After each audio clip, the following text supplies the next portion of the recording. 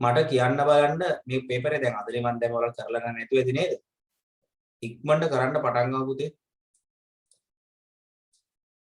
ඉක්මනට කරන්න පටන් ගන්න. මේ ප්‍රශ්න ඉස්ලාම් කරන්න. අධිවේගී බෝට්ටුවක් ගමන් කිරීම සිදු කළ හැකි වන්නේ පහත කොන්දේ සපුරන්නේ නම් පවණි. එන්ජිමේ උෂ්ණත්වය සෙල්සියස් 100 අඩු වූ විට හා රියදුරා ආසනපටි පෙළද ඇතනම් හෝ රියදුරා ආසනපටි පෙළද ඇති විට හා එන්ජිමේ ඇතිකර පීඩන 1/10ට වැඩි නම් පවණි. මේ විස්තර දෙන්න නම් සත්‍විතාවක් වඳින්න ප්‍රතිදානයේ එකවන අවස්ථාන භූමික ප්‍රකාශනයක් ලබා ගන්න. ප්‍රමේයන් වලින් සුළු කර ප්‍රමේයන් දෙකක්වත් ලියන්න කියලා කියනවා ඔයාලට. නැන් වලින් පමණක් පරිපතේ නිර්මාණය කරන්න. කරපුවා ඉන්න අතුස්සන බලන්න තියෙන්නේ කරපුවා ඉන්න. ඉන්නනේ කීප දෙනෙක් ඉන්නව නේද? 8 දෙනෙක් ඉන්නවා. very good.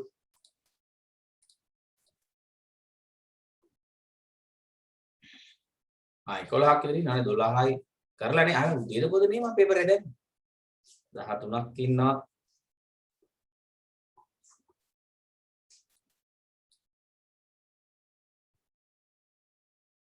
නේ කරලා දෙන්න. වෙලාව ඕනේද කරන්න ඕනේ කියන කට්ටිය chat එකෙන් දාන්න බලන්න වෙලාව ඕනේද කරන්න ඔයාලට. ඕරනම් ඕනි කියලා දාන්න. හරි හරි හදන්න. එහෙනම් ඉක්මනට කරු මං ඉන්න මෙතන වෙලාව. මං දෙන්නම් දැන් 8:46 නේ වෙලාව. 8:50 වෙනකම් විනාඩි 10ක් දෙන්නම් ඉක්මනට කරන්න.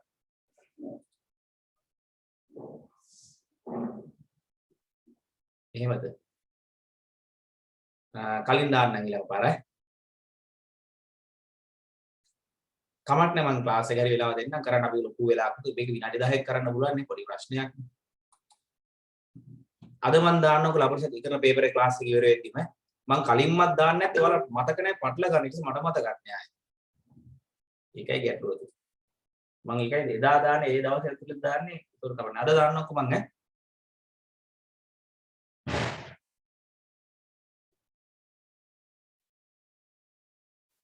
හරි ඉක්මනට කරන්න.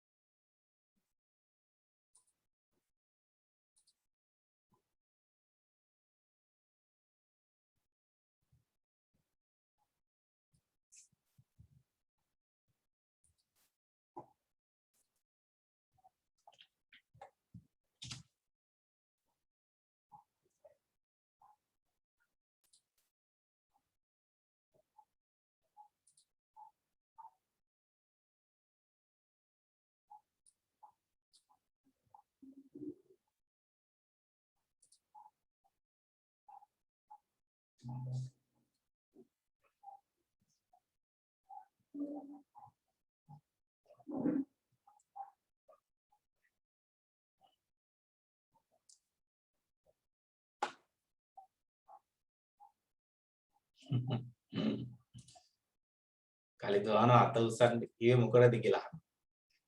අත උස්සන්න කිව්වේ කරලා ඉවරයි. මේ ප්‍රශ්නේ කරලා ඉවරයට අත උස්සන්න කිව්වේ.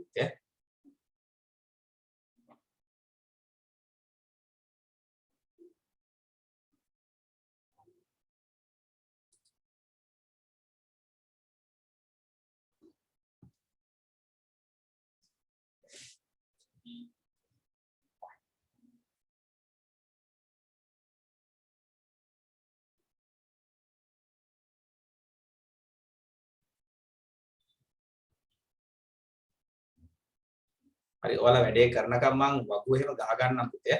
ඒතර වෙලාව ඉතිරි නේද අපිට? පේනවනේ මේ ගන්න යනකොට පේනවා.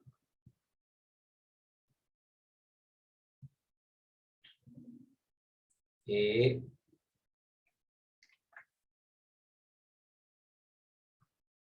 B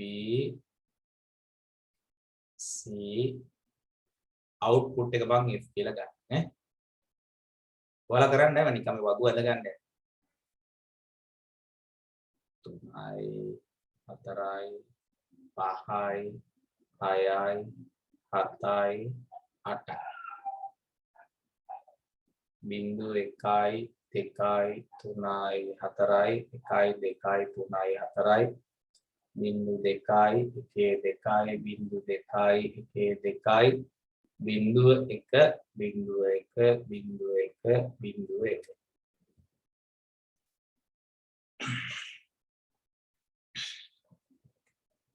දැන් ඡේද පිළිලින් ගන්න ඕනලා දන්නවා A කියන්නේ අනිවාර්යයෙන් මොකද එන්ජිමේ උෂ්ණත්වය B කියන්නේ ආසන පටි පෙළද සිටීම C කියන්නේ එන්ජිමේ පීඩනය හැම වෙලාවෙම මේක මතක තියා ගන්න ඕන ඡේදයේ පිළිලින් ගන්න නේද මේ වගුව එක ගන්න එපා ඡේදයේ පිළිලින් ගන්නකොට නැත්තම් උත්තර වෙනස් වෙනවා ඡේදයේ පිළිලින් ගන්න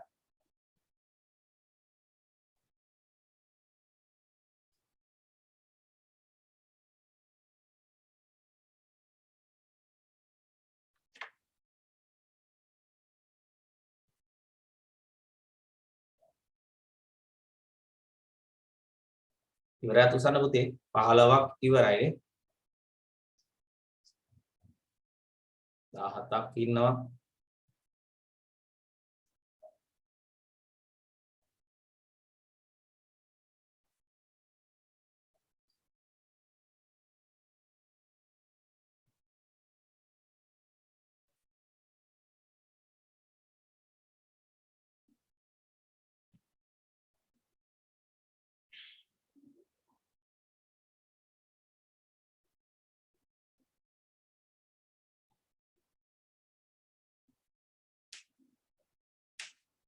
ඔයාලා 21 දරුවෝ පුතේ පුළුවන් නම් 22 පේපර් ක්ලාස් වලටත් එන්න. එකම පේපර් එක නෙවෙයිනේ මම කරන්නේ නේද? හොඳයි ඒතර දවස් දෙකකට පේපර් දෙකක් කරමු සතියේ. සතියේ පේපර්ස් දෙකක් යනවනේ. දැන් කොහොමත් ඉස්සරහට අපි ලොකු පේපර්ස් කරනවා දැන් ඈ. පාස් පේපර්ස් කරනවා. මගේ පේපර්ස් විතර බහුවර්ණ 50 පේපර්ස් මම අද පේපර්ස් තියෙනවා 12ක් විතර. ඒවා කරන්න ඕනේ අපිට කාලය නේද? දෙසැම්බර් වෙනකන් හම්බුණා නේද?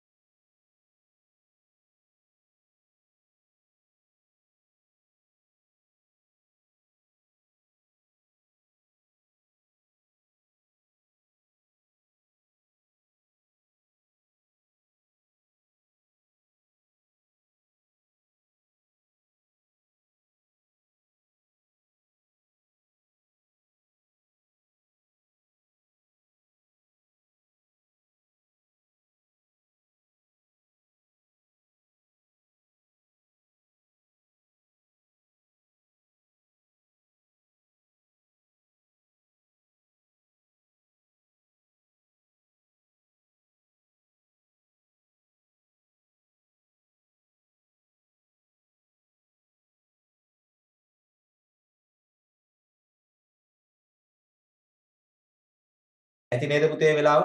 එහෙනම් බලමු නේද අපි? මෙතන අවුට්පුට් එක වෙනස් තමයි ලියන මේ එන්ජිමේ උෂ්ණත්වය. කවුද කැපිටල් A?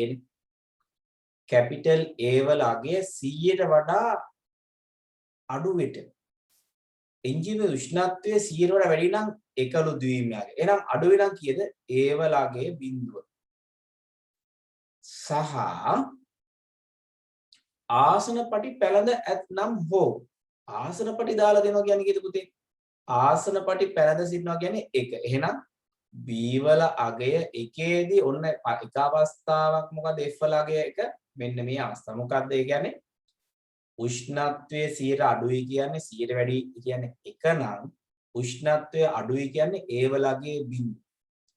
සහන මේ හා B වල අගය 1ේදී. මොකද B වල අගය 1යි කියන්නේ මේ අපි ගත්තේ දැන් B කියන්නේ කවුද? ආසනපටිනේ. ආසනපටි පැලඳ සිටිනවා කියන එක. එහෙනම් ආසනපටි පැලඳ සිටී නම් කියන ආපහු වෙනස් වෙලා නේ. එහෙනම් B වලගේ දෙවෙනි අවස්ථාව බලමු මෙන්න මේ පේන්නේ. මේ පළවෙනි අවස්ථාව අපි කතා කරන්නේ.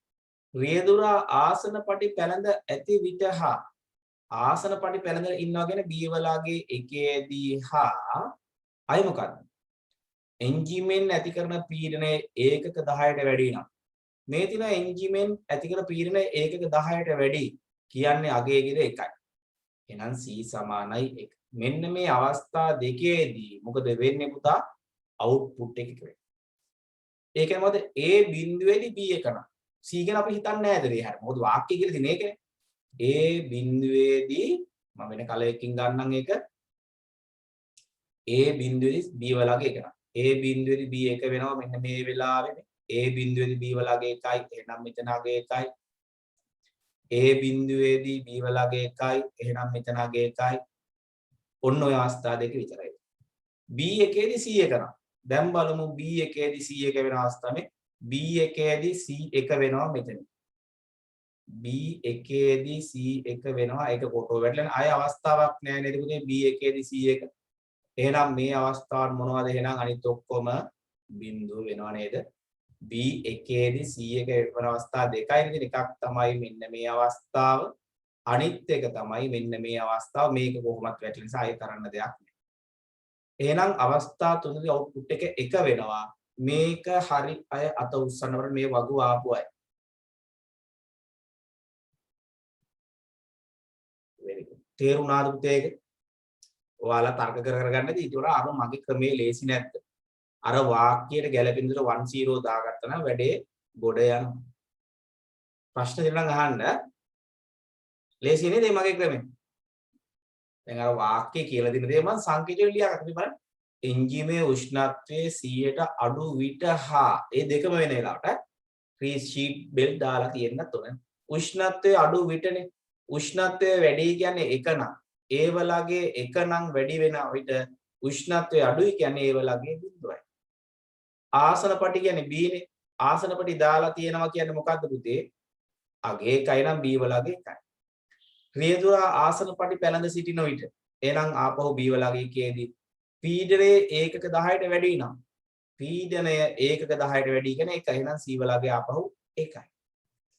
එහෙනම් බලමු ඔන්න සත්‍යිතාවක අපි ඇඳා බූලිය ප්‍රකාශනය අපි ගමු. මම සිම්පල් B වලට උත්තරේ ලියන්නේ දැන්. මොකද ප්‍රකාශනේ මෙන්න මේ අවස්ථාන්තරට ගමු.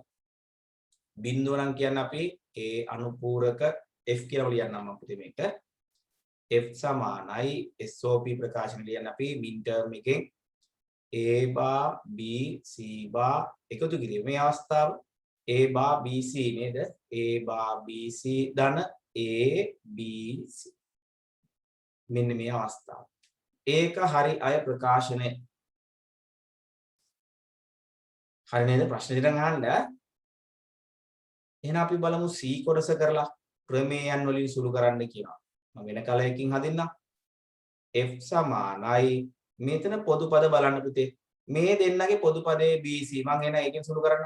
A bar BC bar ධන BC එළියට ගත්තොත් A bar ධන A ඉතුරු වුණා.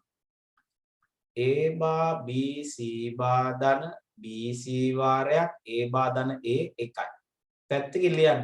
A ධන A bar සමානයි 1යි මොකද්ද න්‍යාය ප්‍රතිලෝම න්‍යාය ප්‍රතිලෝම න්‍යාය. දැන් මෙතන එනවා a බා b c බා ධන bc වාරයක් 1 සමානයි bc. ලියන්නේ නම් bc වැඩි කිරීම 1 සමානයි bc. මොකද්ද න්‍යාය පුතේ? සර්ව සාම්‍ය න්‍යාය. සර්ව සාම්‍ය න්‍යාය. එහෙනම් දැන් මෙතනින් b එළියට ගමු. a බා c බා ධන c එන්න. නේද? එතකොට අපි මෙතන ගත්තොත් එහෙම ඔයාලා දන්නවා ඇති න්‍යායක් තියෙනවා නේ. සර්ව සාම්‍ය න්‍යාය මම හිතන්නේ මේකට සුළු කරන්න පුළුවන් කියලා මට හිතෙනවා. මෙතනින් ගත්තොත් එහෙම මෙතන තියෙන්නේ c ධන c බා කියලා තියෙනවනේ. දැන් අපි ගත්තොත් මෙහෙම න්‍යායක් මම දන්නේ a ධන a බා b සමානයි a ධන b. දැන් මෙතන තියෙන්නේ කවුද? c ධන c බා a බා.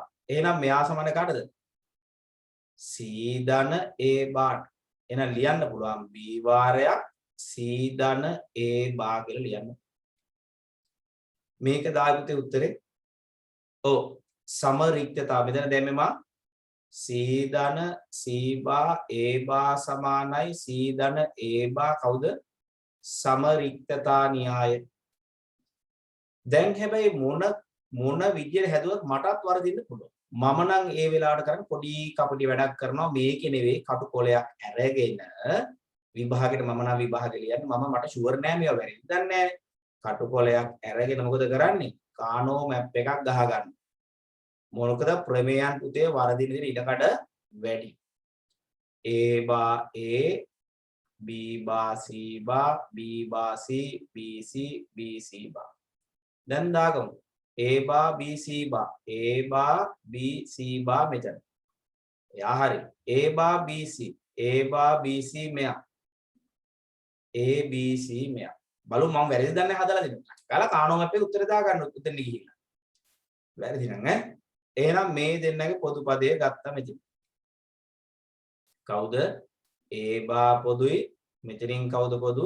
b පොදු. හරිද? මේ දෙන්නගෙන් ගත් කවුද පොදු? bc. එහෙනම් උත්තරේ එනවා a බා b ධන bc එනවා. ඉතින් මෙතන ප්‍රශ්නේ මේ උත්තරේ වෙයිද? මෙතන මේ හරිනේ අපි සුළු කරොත් එහෙම මෙතන එන්නේ bc මම වෙන පාඩකින් ලියන්නම්. මේ අපිට උත්තරේ අපි හදලා හරියේ නැහැ වැරදිලා නැහැ මේ. අපේ උත්තරේ බලන්න සවරාංශ වලට bc ධන a බා b. එහෙනම් උත්තරේ හරි. ප්‍රශ්නයක් නැහැ. එහෙනම් k map එක මොකද කරන්නේ? කටුකොලේ රෝල් කරලා සාක්කුවේ දාගන්න. හදලා හරිනේ අපි එහෙනම්. හදලා හරිනම් ආයෙත් චෙක් කරන්න දෙයක් නැහැ. අපි ෂුවර්ද කියලා බලන්න තමයි k map එක දාලා බලන්නේ. ෂුවර් වැරදි නම් k map එක උත්තර හරි. ටක් කරලා මේක මෙතෙන්ද දාන්න. අපෝ වෙලා විදිරින්. එච්චර වෙලා යන්නේ නැහැ k map එක ගන්න. මොකද ප්‍රමේයන් දාලා ඉර වෙලා දඟලනට ඉතා ඉක්මනින් k map එකෙන් ගොඩ දාගන්න. එහෙම නෙවෙයි දැන් මගක් එද්දි තීර වෙනවනම් උත්තරේ එන්නේ නැත්තම් මම නම් ඔයාලගේ වයසේ ඉන්නේ ටක් ගාලා k map එක කටුකොලේ ගැහුවා k map එකේ අවසාන උත්තරේ දැම්මා. න්‍යායන් මතක නැත්තම් න්‍යායන් දෙයක් බොරුවට හරි ලිව්වා. ඔයාලා හිතන පුතේ බලන හැමෝටම න්‍යායන් මතක කියලා නෑ. මටවත් ඔය මට මතකයි නමුත් සමහර අය සිංහල දන්නේ නැහැ. අපි ටියුෂන් කරන සන ඔය දන්නේ. සමහර අය මේ සිංහල වර්ඩ් එක දන්නේ නැහැ. මාකින් එකේ ඉංග්‍රීසි වලින්. ඒතකොට ළමයාට තමයි chance එක දෙන්නේ. හැබැයි ඔයාලා ලියන්නේ නැතුව තිබ්බොත් ඇත්තම ලියන්නම් කියලා හිතලා ලකුණු බින්දුව. ඒ කියන්නේ මේ න්‍යායන් වල දෙන ලකුණු දෙක හම්බ වෙන්නේ. ඒක නිසා බොරුවක් හරි ලියන්න. බොරු කියන්නේ නරක වචනේ ලියන්න එපා. ප්‍රතිලෝම න්‍යාය, සර්වසාම්‍ය න්‍යාය, සමරික්තා ඒවා දෙක තුනක් දාලා දාන්න. දන්නේම නැත්නම් දන්නවනම් හොඳට ලියන්න. නැත්නම් ඉතින් එහෙම කරන්න. සමහර අවස්ථාවල දිනපොතේ එක්සෑම් එකේදී පොඩ්ඩක් කපටි වෙන්න ඕලා. සර්ව සාධාරණ වෙන්න එපා. නේද? මේ වෙලාවේ බොරු කරන්න එපා. මගෙත් එක්ක පේපර් කරත්. මොකද මම ලකුණු දෙන්නේ නැහැ නේ. මේ වෙලාවේ පියෝ තමන්ගේ හෘදේ එකක වැඩ කරන්න. ඒ ලෙවල් එකේදී කොල කැරිය අරන් ගිහලා කොපි කරන්න එපා. ඒවා භාග වැඩ දානගෙන. මම කිව්වේ දැන් මේක හදන්නේ ප්‍රමේයන් වලින්ම නම්. ප්‍රමේයන් මතක නැත්තම් මගක් ඉතින් හිර වෙනවා නම් ප්‍රමේයන් දෙක තුනක් ලියන්න. කානෝ මැප් එකක සාලා සුළු කරලා අවසාන උත්තරේ දාලා දැන් මොකද වෙන්නේ හිතන්නකෝ. ඔයාලා මේක වැරදුනොත් මොකද වෙන්නේ? මේකට ලකුණු නැහැ. එතකොට මේකට ලකුණු පරිපතයක් වැරදිද පුතේ? දැන් මේක මගක් සුළු කරලා කානෝ මැප් එකේ සුළු උත්තරේ දාලා කටුකොලේ සාක්කුවේ දාගන්න. නැත්තම් කපලා ගන්න. ඊට පස්සේ මේකෙන් අඳින්න පරිපතේ. එහෙම කරන්න. තාම නම් තියෙනවා. ඇයි මම කරන්ට් එක ගැන කතා කරන්නත් බය වෙනවා මේක. පුලන් සරයනේ පුතේ. හරි. දැන් අදින නැන්ඩ් වලින් නේද? අපි අඳු වෙනම් මේක නැන්ඩ් වලින්. මොකද්ද අපිට සුළු කරලා උත්තරේ f සමානයි a බා b ධන bc. ඕක මම ලියනවා මෙහෙම a බා b ධන bc වලට ද්විත්ව ප්‍රතිලෝමය දාන්න.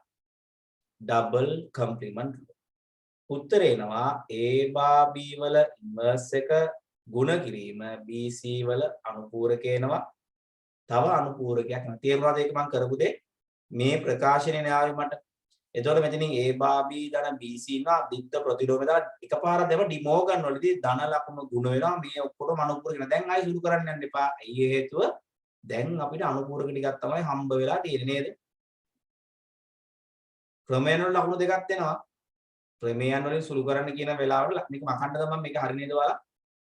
මේ ටික මකන්නම් ඈ කොළ පාටින් තමයි පරිපත අදින්න ඉන්න නෑ මට. ලියනා ඉන්නවද? මේ කොළ පාටින් හදපු කාලා ලියනා ඉන්නවද පුතේ? මකන්න යන්නේ පරිපතේ අදින්න ඉන්න නෑ මට. නෑ නේද?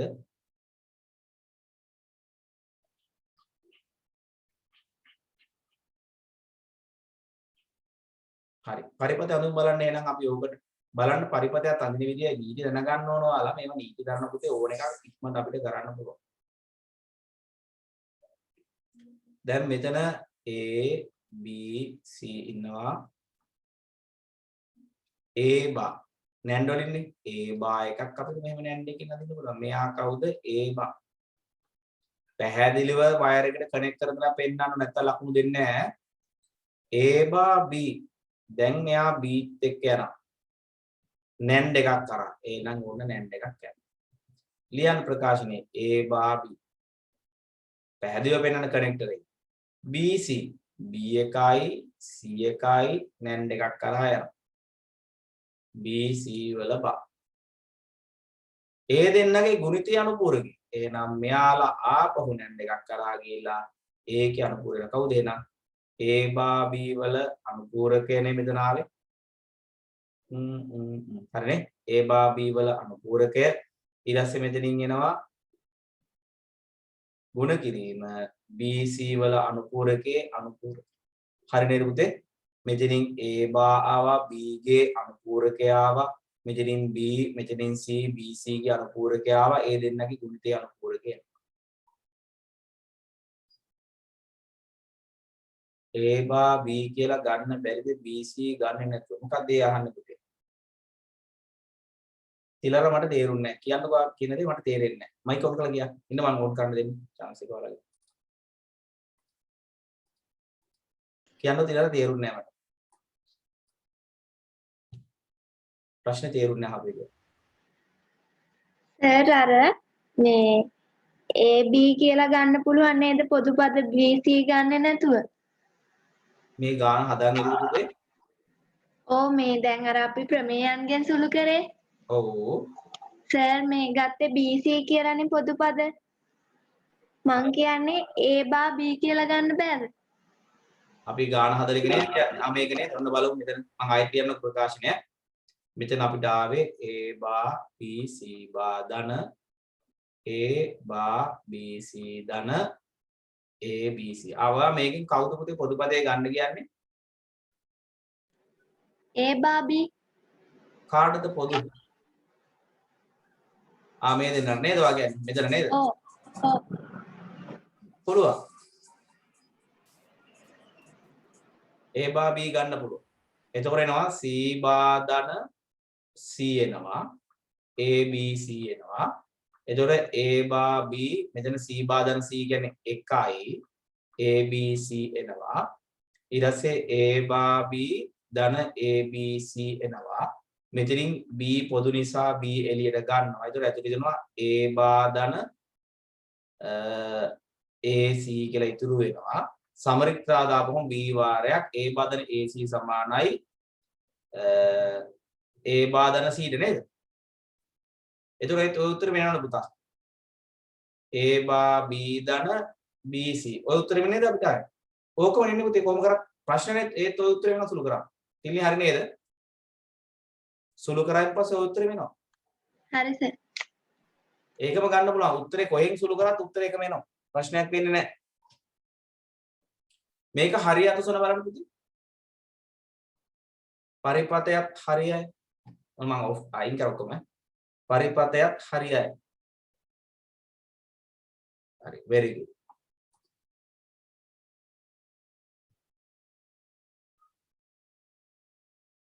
බෑ. ABC ගන්න ඕන ඡේදයේ පිළිවෙල. ඒක නීතිය. ඔයාලා හොඳට මතක තියාගන්න පුතේ. ඡේදයේ පිළිවෙලින් ABC ගන්න. ඡේදයේ දීලා දෙන්න. එන්ජිමේ උෂ්ණත්වයේ A ආසන පටිය නම් B පීඩනයේ C වෙන්න ඕන. නැත්නම් උත්තර වෙනස් වෙනවා. රිඩන්ඩන්සි හරි නේ පුතේ. රිඩන්ඩන්සි වැරදි නම් දැම්මා K map එකෙන් උත්තරේ මෙන්නේ නැහැ නේ අපිට නේ. රිඩන්ඩන්සි දැම්ම වැරදි නම් K map එකෙන් උත්තරේ එන්න බෑ නේද අපිට. මේක හරි පුතේ. දැන් ළමයි 20 ගණන්ගේ හරි ගිහිලක් තියෙනවා. අපි දැන් මෙතන බැරි වෙලා K map එක වැරදියට නම් දැම්මේ sorry redundancy වැරදි නම් දැම්මා redundancy loss කීපයක් තියෙනවා පුතේ ඒක පෙන්වන්න තමයි එකක් තමයි A ධන AB සමානයි කාටද දැන් මේකේ redundancy තියෙනවා A ධන A බා B සමානයි A ධන B ඕකනේ එතකොට මම මෙතන කරේ A ධන A බා B බා වගේ දේවල් මොකද වෙන්නේ දැන් මේක ගන්න පුළුවන්. දැන් මේ අපේ පදේට අපිට A ධන කියලා ගන්න පුළුවන් නේ. ආන් එහෙම තමයි මම ගන්න. අනික රිඩන්ඩන්සි වැරදි නම් අරක උත්තරේ ඉන්න බෑ. මොකද පුතේ දාන්න මට උත්තරේ බලන්න මම දාලා දෙන්නේ ඒක. A බා ධන AC. කොහමද අපේ උත්තරේ ආවේ නැත්තම් වැරදි? අපේ උත්තරේ එන්න ඕනේ. K map එකකුත් ආවනේ නේ. K map එකකින් උත්තරේට අපේ උත්තරේ සමාන වුණා රිඩන්ඩන්සි අපි දැම්මම ඒ උත්තරේ ආවේ නැහැ කියන ඔයාලගේ වැරදි.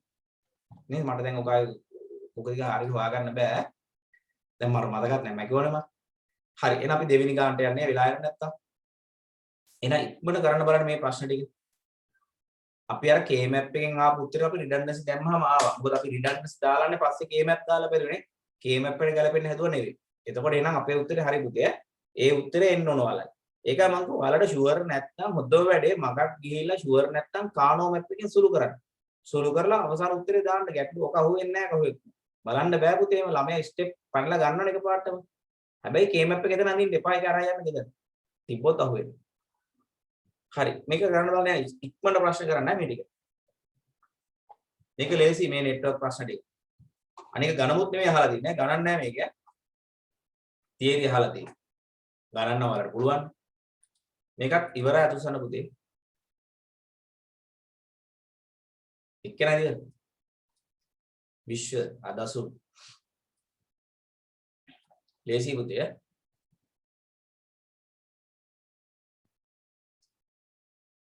ඉක්මනට ගන්න ඉවරයි අය අත උස්සන්න කර මන් දන්නවා වල ඉවරයි කියන්නේ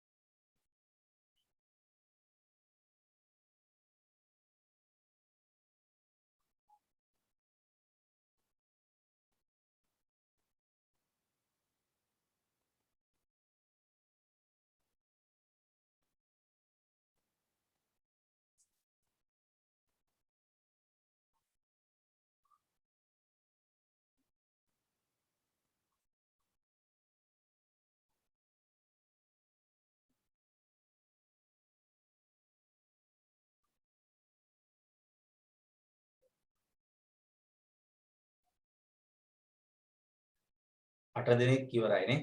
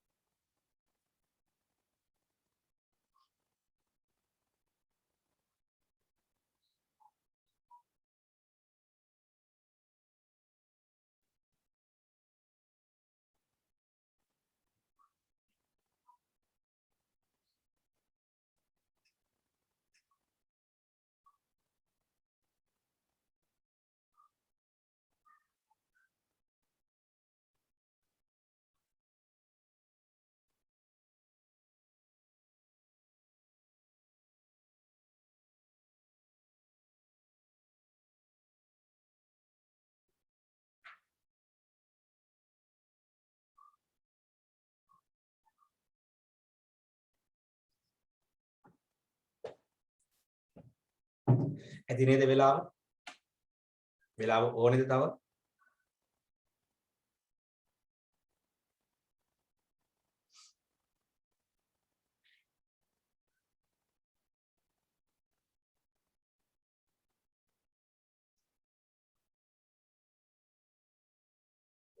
කවුරුත් ඉල්ලුවේ නැහැ නේද කරුනේ? හරි. බලමු අපි එහෙනම් පළවෙනි ප්‍රශ්නේ කියනවා AB යන දුරස්ත පිරි වෙනස් ජාල දෙක පරිගණක දෙකකි. මේ පරිගණකයේ ජාල වින්‍යාසයේ පරීක්ෂණ භාවිත කළ හැකි විධානය. මම ඔයාලට ප්‍රැක්ටිකල් එකම කරලා පෙන්නන්නම්. very good ping විධානය. දැන් අපිට පුළුවන් CMD ගහලා පුතේ අපේ DOS command prompt එක ගන්න පුළුවන් නේ. CMD type කරලා command prompt එක එනවා. අපි හිතමු ping කියලා type කරලා space තියලා 192යි 168යි මම දන්නේ IP එකක් මොනවද යතියු 168යි 16යි එක කියලා හිතන්න මම දන්නේ නැහැ. ping කරලා බලමු. දැන් බලමු මේ IP එකට මම මගේ machine ලා ping කරන්නේ. request time out නේද? ඒකේ ping වෙන්නේ නැහැ බලන්න. අර ඔයාලට screen එකේ පේනවද නේ? request time out කියලා message. මොකද බලමු දැන් packet මෙයා byte 32 packet 4ක් යවයි. දැන් බලන්න. ඔන්න පේනන screen එකේ පේනව නේද පුතේ ඔයාලට? මෙතන packets 4ක් යවුවා. receive බිඳුවයි lost 4යි 100% lost. ඒ කියන්නේ 100%ක් lost වුණා. හේතුව තමයි මේකට කියනවා වටචාරිකා කාලේ මෙයා පැකට් 4ක් ගිහිල්ලා ආපහු එන්න ගත වෙන කාලය. ඒතර මේ දැන් මම උදාහරණ මෙන්න මේ IP එක දෙන මැෂින් එකත් එක්ක මගේ කිසිම සම්බන්ධයක් අපි බලමු මේක ටයිප් කරලා.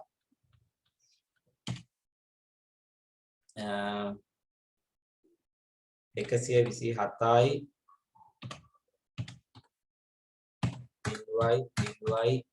1 අර loop back IP එක නේ මේක මගේ මැෂින් එකේ තියෙන IP එකක්. මගේ මැෂින් එක තමයි මම මේ ping කරේ. මේ තියෙනවා මෙන්න මේකට යනකොට byte 32ක් කියවුවා time to live 128යි මේ මිලි තප්පර එන්නේ. packet 4ක් කියවුවා 4ක්ම ආපහු යවපු 4ම ආපහු 0 lost කීයක්වත් lost වෙලාද? approximate round trip times කියන්නේ වටචාරිකා කාලය in milliseconds නේ මේ විස්තර කරලා දිනේ. එහෙනම් තේරුණා පුතේ ping විධානයෙන් අපි කරන්නේ භෞතික සම්බන්ධතාවය පරීක්ෂා කරන්නේ. තේරුණාද ඒක? ping විධාන. දැන් ඔයාලට මතක නැහැ මෙන්න මේ විධාන.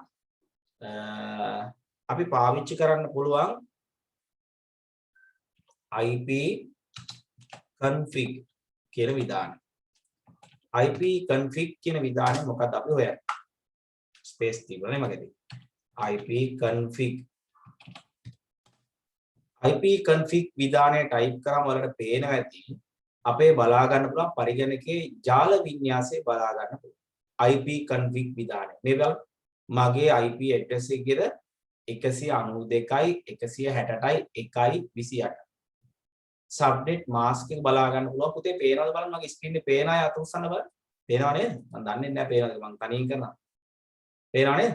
හරි එහෙනම් ප්‍රශ්නයක් නැහැ. ඒක තනියෙන් කතා කරනවද දන්නේ නැහැ. subnet mask එක දීලා තියෙනවා. මේ තියෙනවා gateway කවුද 192යි 160යි 1යි 1. ඒ කියන්නේ අපගේ router එක IP. ඕන අපිට බලන්න පුළුවන් අර ping කරලා බලමුද ඔකට. කීයද 192යි 160යි 1යි 1.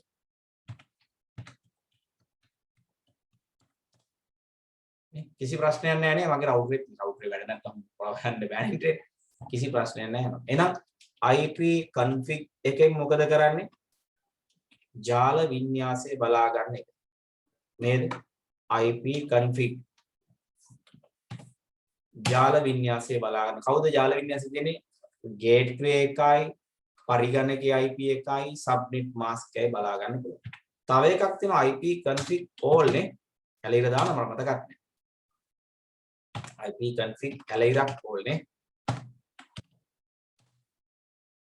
ඒ IP config ඇලයිරක් all එකෙන් බලා ගන්න පුළුවන් අපේ මොනවද මේ IP එක බලා ගන්න පුළුවන් subnet එක බලා ගන්න පුළුවන් router IP එක බලා ගන්න පුළුවන් DHCP dynamic host configuration මගේ same දෙකම router එකෙන් කරන්නේ ඒක DNS එක මේ විස්තර ඔක්කොම බලා ගන්න පුළුවන් නේ මේ ගොඩාක් තොරතුරු බලා ගන්න පුළුවන් IP config ඇලයිරක් all එකෙන් තේරුණාද එහෙනම් simple A පරිගණක ජාලවල ජාල වින්‍යාසය බලා ගන්න මොකද්ද IP config ද ping විධානයෙන්ද මට දැන් කියන්න බලන්න ඔයාලා simple A ට ජාල වින්‍යාසය බලාගත්තේ ping එකෙන්ද IP config එකෙන්ද පින් එකෙන් නෙවෙයි. ඔන්න ආයෙත් පටල ගත්තා ඔයාලා. ඔන්න ආයෙත් බලන්න.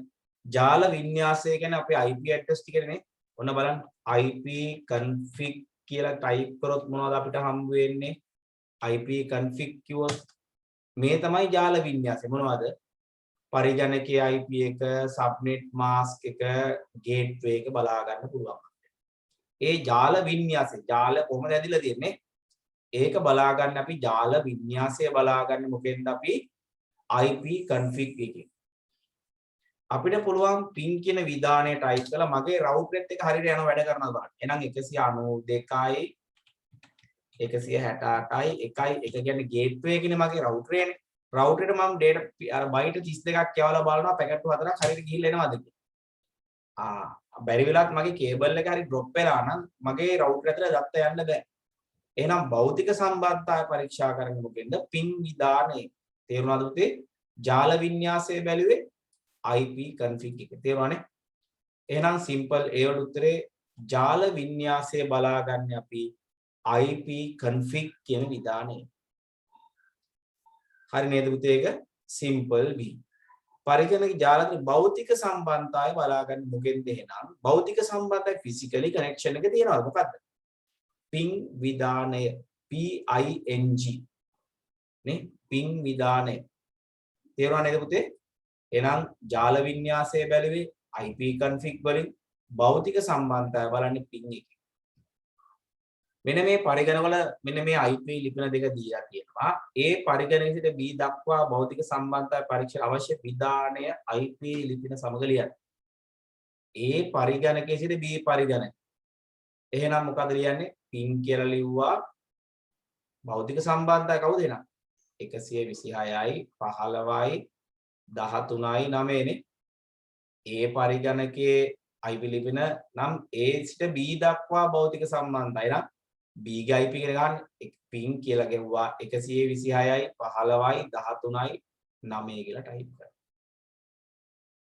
ප්‍රශ්න දෙනවා අහන්න.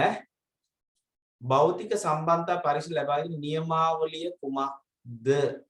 කවුරු හරි කියන්න බලන්න chat එකකින් ඕ mic එකකින් කියන්න. භෞතික සම්බන්ධතාවය පරීක්ෂා කර. very good. සෙව්වන්ති Anuruddhika. ICMP Internet Control Message Protocol. unit හරි. ICMP පුතේ Internet Control Message Protocol කියලා අපි ඒකට කියන්නේ. එහෙනම් මේ ප්‍රශ්නේ මොකද්ද? ICMP. මෙයා තමයි දෝෂ පණිඩ වාර්තා කරන්නේ. ඊට පස්සේ බලමු ඊළඟ ප්‍රශ්නෙට ගිහිල්ලා අපි පුතේ C කොටසේ කියන්නේ A හා B පරිගණකවල මෙන්න මේක නම් A වල පරිගණක IP එක තමයි මේ. B වල කෙනා තමයි මේ. එහෙනම් A ගේ සිට B දක්වා භෞතික සම්බන්ධතා පරීක්ෂාවේ අවශ්‍ය විධානය IP ලිපින සමග ලියන්න.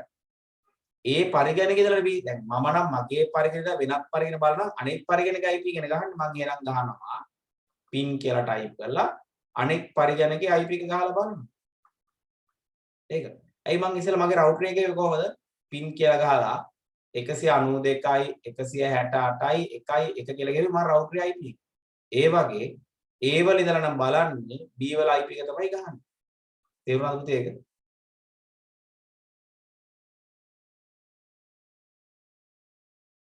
ඉතින් පුතා A පරිගණකයේ සිට කියලා හුවා B ගේ එකනේ ගහන්න ඕනේ මේ ප්‍රශ්නේ අහලා තියෙන එහෙමනේ.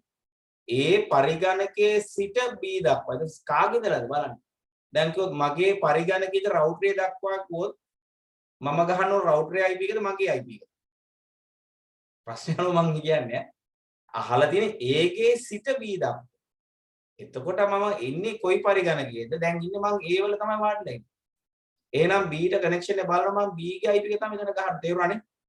මම ප්‍රශ්නෙන් අහන්නේ A දැන් A හා B අතර ගොන කොයි පැත්තට හරි පුළුවන්. මම කියන්නේ A පරිගණකයේ සිට B දක්වා. මේකේ ඉඳලා අරකට බලන්න කියලා කියන්නේ. A හා B දක්වා ගොන කිසි ප්‍රශ්නයක් නැහැ. කැමති පැත්තට අහන්න පුළුවන්. මේ සිංගල් ප්‍රශ්න තියෙන්නේ ඈ. තේරුණා නේද?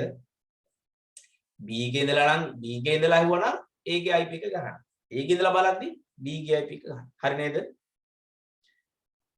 බලවෙන OSI නිර්මිතය මතකද? මෙතන තියෙනවා 7 6 5 4 3 2 1 කියලා.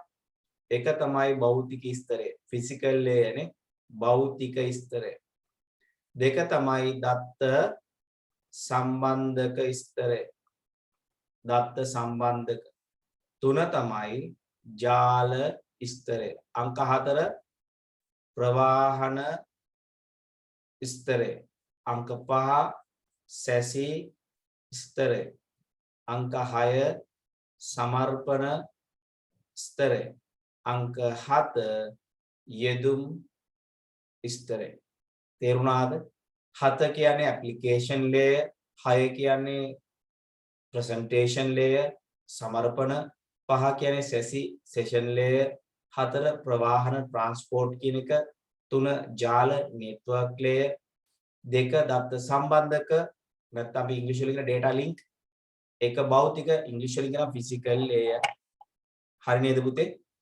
අන්න ඒ විදිහට ඉස්තර ලියන්න පුළුවන් මම පොඩ්ඩක් මතක් වුණ නිසා මේක මතක් කරන්නම් මම ඊමේල් එකක් යවද්දි ඉස්සෙල්ලාම ටයිප් කරන්න මොන විස්තරයද යෙදුම් විස්තරය ඒ ඊමේල් එක ලියන ඉංග්‍රීසියෙන් පරියන්න තේරෙනවා ASCII වගේ කේත ක්‍රම වල පරිවර්තනය වෙනවා සමර්පණ ස්තරයෙන් තමයි කේත ක්‍රමයෙන් පාවිච්චි කරන්නේ ASCII BCD වගේ දේවල් සැසි ස්තරයේදී සැසියක් ආරම්භ කිරීම සහ අවසන් කිරීම සිද්ධ කරනවා ප්‍රවාහන ස්තරයේදී TCP UDP පාවිච්චි කරන නියමාවලි හිමින් ආරක්ෂිත යවන නම් TCP ද වේගෙන් අනාරක්ෂිත වන UDP ද පාවිච්චි කරනවා ජාල ස්තරයේදී IP ලිපින පාවිච්චි කරනවානේ පරිගණකය අඳුනා ගන්න IP පැකට් එක යවන්න ඕන කාටද කියලා.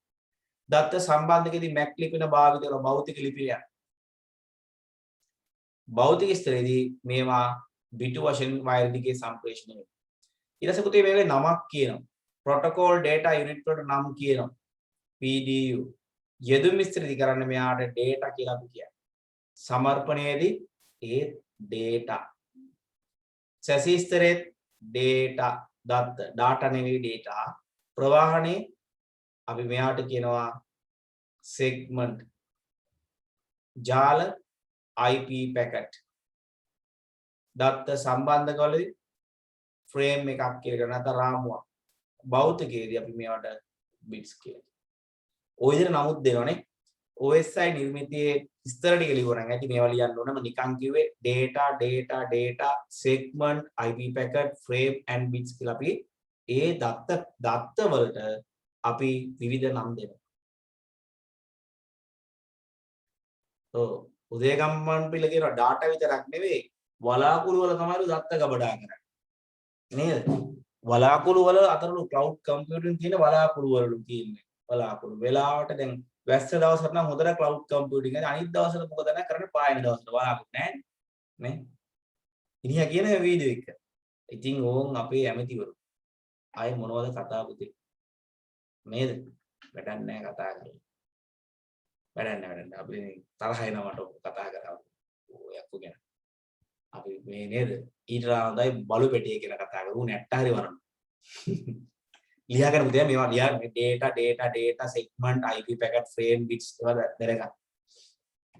තුන අහනවා TCP IP UDP FTP telnet HTML මට කියන්න බලන්න TCP පාවිච්චි කරන්නේ මොන ස්තරයේද TCP භාවිත කරන්නේ මොන ස්තරයේද අවලු දිබක දාද TCP transport layer දිගුණාම නෙවෙයි යන්නේ පුතේ ස්තරාන TCP කොහෙද transport layer IP ජාල ස්තරේ UDP ප්‍රවාහන ස්තරේ transport FTP යෙදුම් ස්තරේ telnet යෙදුම් ස්තරේ HTTP යෙදුම් ස්තරේ ලියාගත්තද TCP කියන ප්‍රවාහන ස්තරේ ආරක්ෂිත නියමාවලිය IP කියන්නේ ජාල ස්තරයේදී උපාංගයක් අනන්‍ය හඳුනා ගන්න භාවිත කර නියමාවලිය UDP user datagram protocol කියන ප්‍රවාහන ස්තරයේදී වේගයෙන් යවන නියමාවලිය ආය ආරක්ෂා වැඩක් නැහැ FTP ගොනු හුමාරු නියමාවලිය පාවිච්චි කරන යෙදුම් එක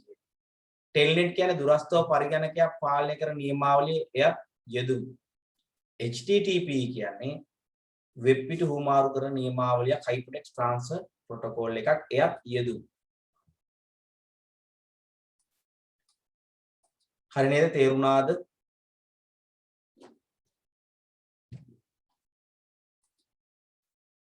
හරි හතරට උත්තර මට දාන්න බලන්න මට කියන්න බලන්න මෙන්න මේකේ ජාල ලිපිනේ ලියන්න බලන්න. ජාල ලිපිනයයි මේ සබ්නෙට් මාස්ක් එක වෙන බලන්න chat එකෙන් ඔයාලා. හරියට කරා නන්නේ. ජාල ලිපිනයයි සබ්නෙට් මාස්ක් එකයි මට එවන්න.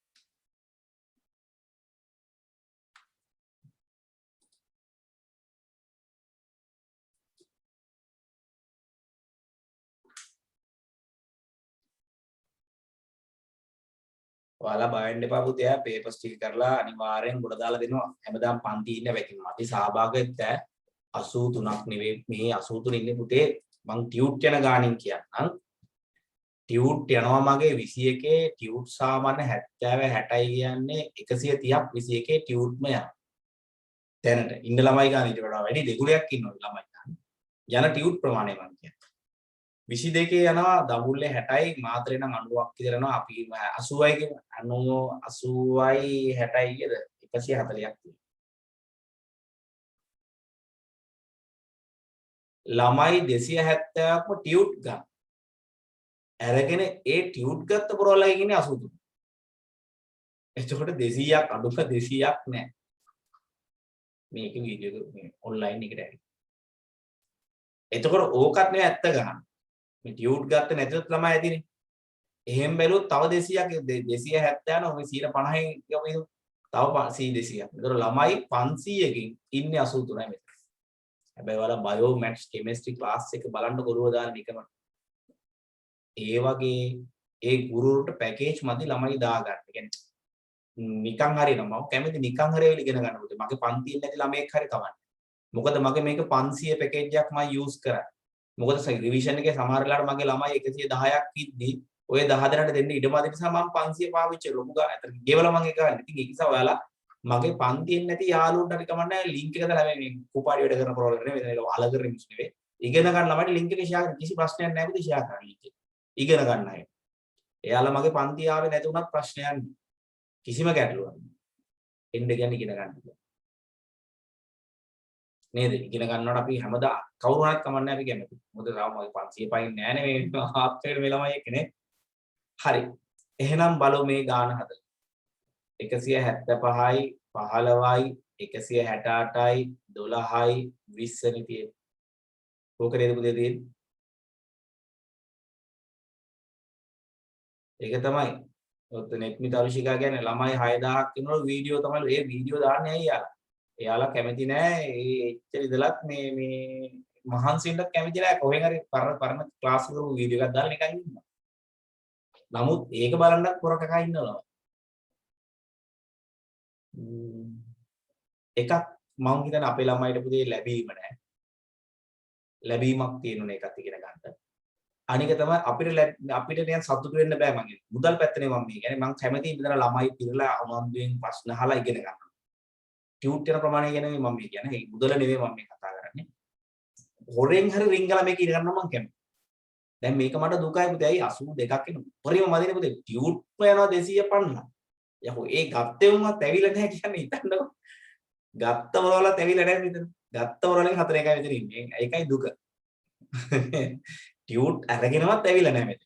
ඔය මලේසියා කියලා ඩයල් එකක් එහින්න දවුල්ලේ පව්වේ අම්මා. මෙතන ඉන්නවා මලේසියා. අදවත් ඉන්නවා මලේසියා නෑ නේ. මලේසියා ඉන්නවා මෙසේජ් එකක් දාන්න මෙතන. ඒ අම්මා පව් මට විතර ආදන සර් දැන් මොකද කරන්නේ? මම මොකද කරන්නේ එකක්. ගෙදරින් එක ආන්නේ.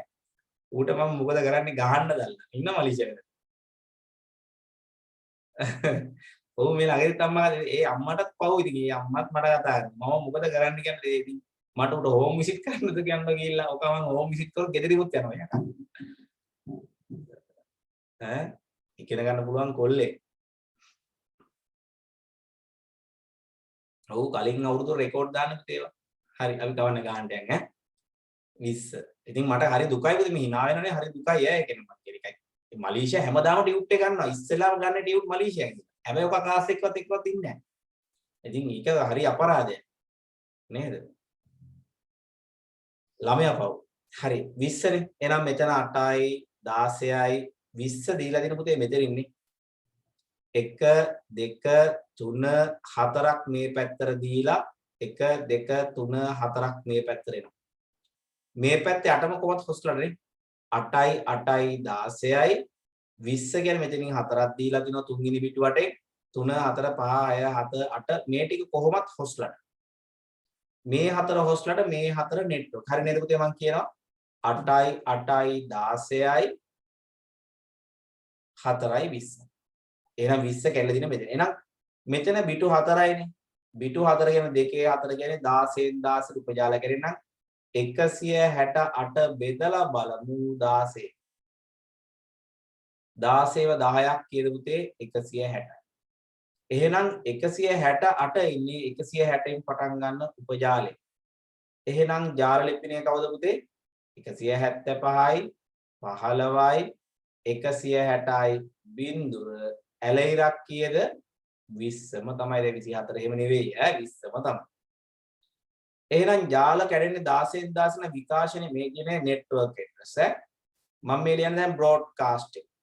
කවුද බ්‍රෝඩ්කාස්ට් වෙන්නේ නම් 175යි 15යි 16න් 16 නම් ඊළඟ එකනා 176නේ ඊළඟ උපජාලයේ 16න් 16 කියන්නේ 160 176යි එහෙනම් 175යි 255 නේද විකාශනේ මොකද මේකට එකක් දැම්මම 176 හැදෙනවා ආයෙ මොකක්ද ඇහුවේ අපේ උපජාල ආව එහෙනම් මේ 8ම ගියා 255යි මේ 8ම ගියා 255යි මේ හතර එකතු කීයද 128යි 64යි 192යි 32යි 224යි 16යි 246යි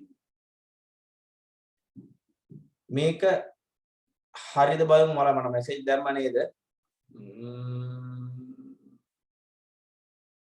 හරි බලමු 246යි බිඳුව හරි 108යි කවුද බලන්න නම් හරියගේ නම් කියන්න පුතේ ඒ නෙට්වර්ක් ගානේ හරියටම නම් කියන්න. ඉගෙන ගන්න යුවනිගේ හරි සෙව්වන්දිගේ හරි මහේෂ් හරි තිලිනිගේ හරි සෙව්වන්දි හරි දුලංජයගේ හරි දිමල්කගේ හරි තිලිනි වැරදි වෙන තිලිනි කෙනෙක් කැමේ එයාගේ 168යි 160 නෙවෙයි මහේෂ් හරි රශ්මි නවරත්නගේ හරි ඊට පස්සේ නෙත්මිගේ අවුලක් තියෙනවානේ නෙත්මිගේ සබ්නෙට් මාස්ක් එකක් හරි ජාල ලිපිනයක් හරි හැබැයි බ්‍රෝඩ්කාස්ට් එක නම් පුතේ වැරදි ඉසිමතිගේ නෙට්වර්ක් එකයි සබ්නෙට් එකයි දීලා තියෙන එක හරිනේ ගයත්‍රි හරි වෝෂිනීගේ හරි ඊට පස්සේ ආය කවුද තිලරගේ ජාල ලිපිනේ නම් සෝරි සබ්නෙට් මාස්ක් එක හරි එතනින් එහාට නම් වැරදි නේද තිරලා තේරුණාද පුතේ ඒක හදපු තේරුම් නැත්තම් කියන්න ඒක වැරදි රන්දිමාගේ හරි තිලර තේරුණාද ඒක තේරුම් නැත්තම් කියන්න මේක ආපු හැටි මේක හරි අය අත උස්සන බලන්නේ නේද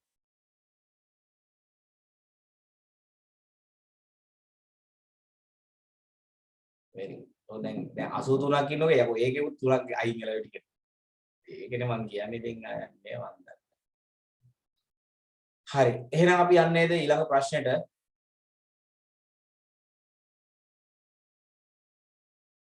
මේක ආයෙ ටිකක් මොකද පුතේ මේක ආයෙ ටිකක් කියන්නේ මොන ප්‍රශ්නේද මේ අන්තිම ගානද මේක දාන්නවා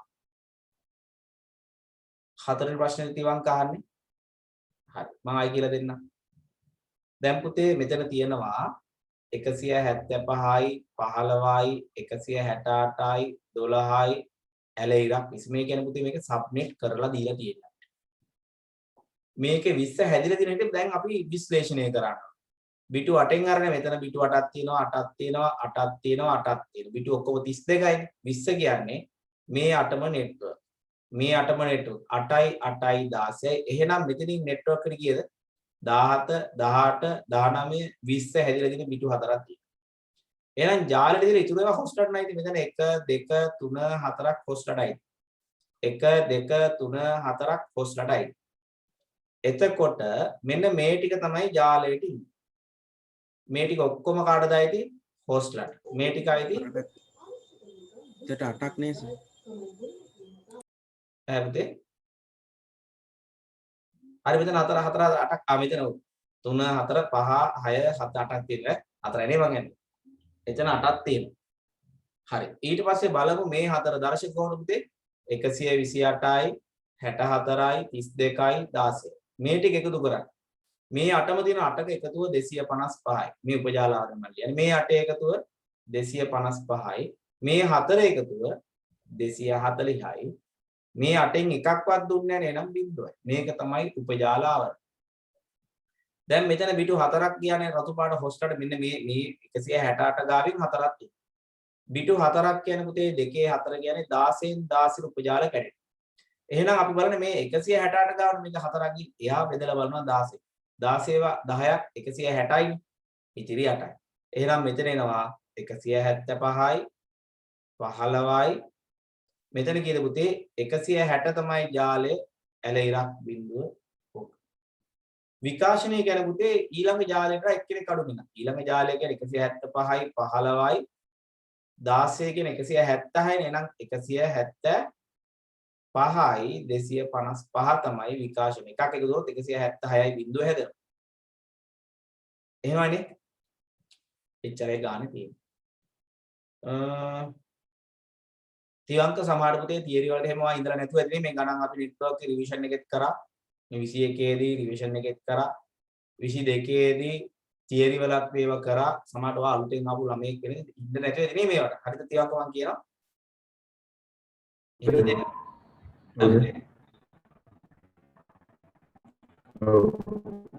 ඔව්නේ. හරි. අපි එනම් ඊළඟ ප්‍රශ්නට යමු. වීඩියෝ නම් ඇති පුතේ සබ්නෙට් හදන හැටි අපේ කපරණ ක්ලාස් වල ටෙලිග්‍රෑම් එකෙත් ඇති. එහෙනම් අපි තුන්වෙනි ප්‍රශ්නේ කරමු නේද? හරි. තුන බලන්න. මෙන්න මේක. 2022 ළමයි නම් දන්නේ නැතුව ඇති. 21 අය කරන 22 අය යම්තම් කුඤ්ඤම් තේරෙයි ඈ. 21 අය කරන්නකෝ බලන්න. ඉවරත් අත උස්සන්න පුතේ. 22 අය නම් දන්නේ නැහැ මේවා කරලා නැහැ තාම මේ පාඩම් ඈ. database ER සටහන්. හරි. ඉක්මන කරන්න බලන්න.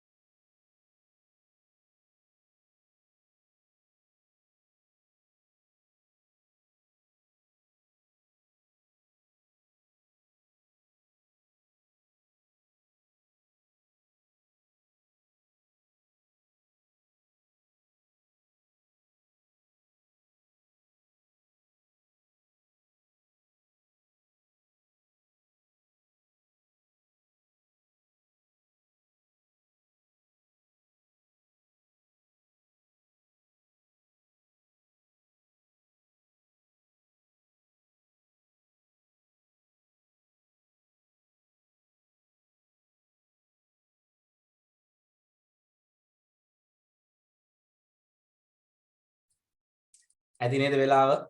හිටියම ගියා නෙවෙයි. යාළුවෙක්ගේ කෝල් එකක් ආවා Zoom සම්බන්ධයෙන්.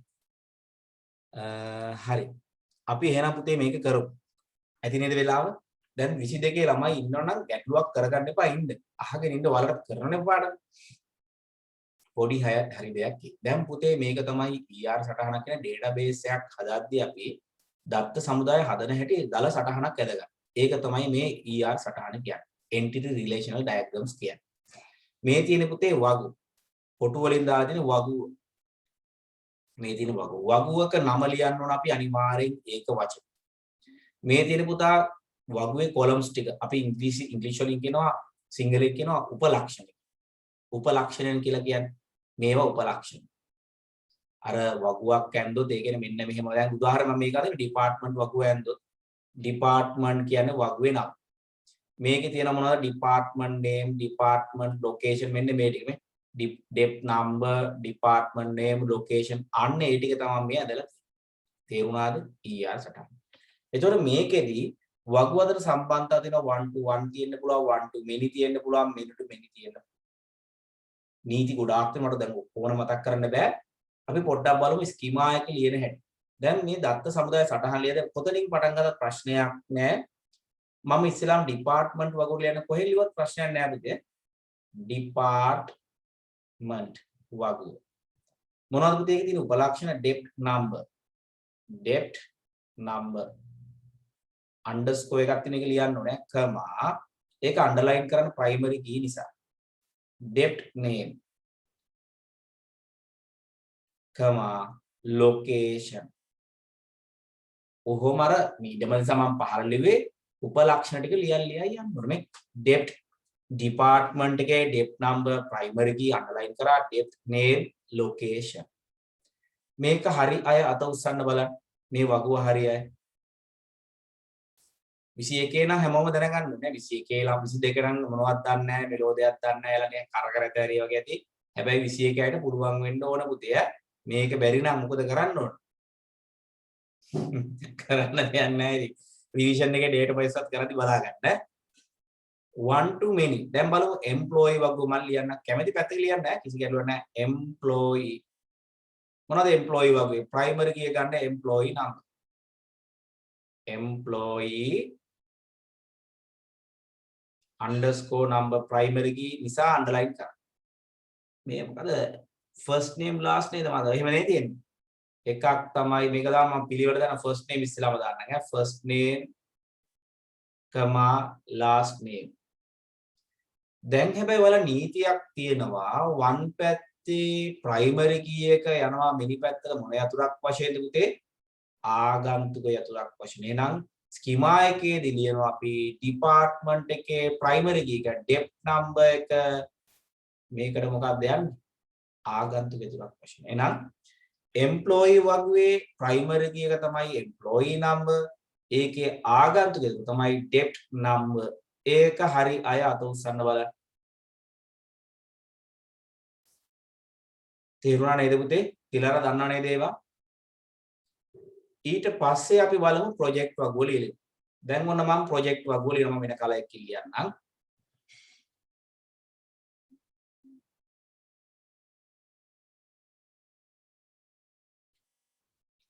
ආගන්තුක යතුර ඩිපාර්ට්මන්ට් එක ලිව්වොත් වැරදිද?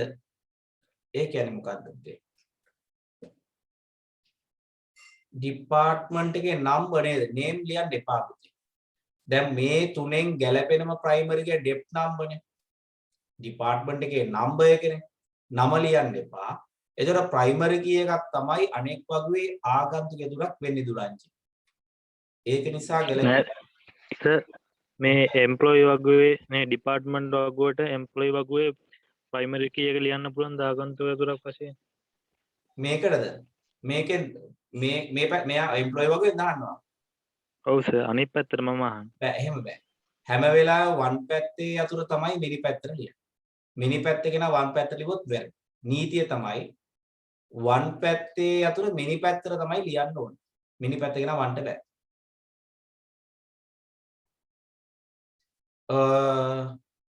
ඕන පැත්තට දාන්න බෑ. ටේබල් ඕන පිළිවෙල ලියන්න පුළුවන් ඒක ප්‍රශ්නයක් නෑ. ටේබල් ඕන පිළිවෙල ලියන්න පුළුවන් කිසි ප්‍රශ්නයක් නෑ. ඒක තමන්ගේ කැමැත්ත. හැම වෙලාවෙම ආගන්තුක තුර දාන්නේ කොයි පැත්තටද? වන් පැත්තේ අතුරු මිනි පැත්තට දාන්න. ගැටලුවක් නෑ පුතේ අපි දැන් රිවිෂන් එකේ Python වලින් පස්සේ පටන් ගන්න ඩේටාබේස් තමයි. දැන් මේ අගෝස්තු මාසේ පටන් ගන්න ඩේටාබේස්. මුල ඉඳලා කරනවා. එතකොට අල්ලගන්න 21 අයලා පුළුවන්. ඒක පහසුවෙන් කරගන්න පුළුවන් 21 දරුවෝනේ. 22 එයාලගේ පාඩම් යද්දි බලලා ගන්න. මොකද ඔයාලා දැන් 22 දරුවෝ උඩරිම try කරන්න Python වලට. ආයි ගොඩාක් දේවල් යන්න හිතන්න එපා ඔයාලා. 21කට කල් නෑ. 21 ළමයි අනිවාර්යයෙන්ම database කරගන්න. හරි. ඊට පස්සේ බලමු මෙන්න මේකේ මේ ටික ලිව්වා අපි. දැන් බලමු project වගුව ලියලා. project වගුව. මොනවද project වගුව යන්නේ? project number එන. underline කරා project name. ඊට පස්සේ මම මෙහෙ ලියනවා project underscore name budget. ඒ ටික ලියන්න. දැන් මේ menu to menu කීති පුතේ මේකේ අතුරු මේකට යන්නවත් මේකේ අතුරු මේකට ඉන්නවත් නෑ. නීතිය තමයි මෙන්න මෙයාට වගුවක් ලියන්න ඕන. menu to menu කීති. ඔන්න බලන්න project වගුවේ කවුද? project number primary key එක project name budget කියන උපලක්ෂණ ටික තියෙනවා. එහෙනම් මම ලියන්නම් කවුද? මෙන්න මේකට. ලියද්දි සාමාන්‍ය ලියන පුතේ employee project එක නම් දෙකම දාන්නත් පුළුවන් ඒ වගුවට මම මෙහෙ ලියන්න employee project. කොහොම ලියලා අපි දැන් ඒක නිසාද 21 කියලා වුණොත් අයින් වෙන්න එපා. දැන් ඔයාලට ලබන මාසේ පටන් ගන්නවා අගෝස්තු මාසේ. පටන් ගදී යම් පොඩි දෙයක් කරලා දැන් මුකුත්ම නැති ළමයි ඇති 21 නේ මොනවත්ම කරලා නැති අය ඇති මේවා. දැන් අපේ ළමයිට නම් බැරි වෙන්න බෑ මගේ තීරිය ආපු ළමයිට මම උපරිමෙන් කරා මේවා. උපරිමටම කරා. බෑ කියන්න එපා ළඟදී කරේ. නේද? හරි. project employee project කිව්වත් කමක් නැහැ. project employee කිව්වත් කමක් නැහැ. වගුවේ මේ පැත්තේ අතුරුයි දෙන්න ඉන්න ඕන. කවුද එනම්? employee number එකයි සංයුක්ත දුරක් දෙන්නවනේ. project වගේ project number එකයි එනවා මොන අතුරු වශයෙන්ද? සංයුක්ත දුරක් වශයෙන්. ඊට අමතරව කමා enter date and job වෙනවා. enter date එකයි job එකයි. මේක හරි අය අත උස්සන්න බලන්න මේ සම්පූර්ණ වගු 1 2 3 4ක් ආවා. වගු හතරම හරියයි. very good.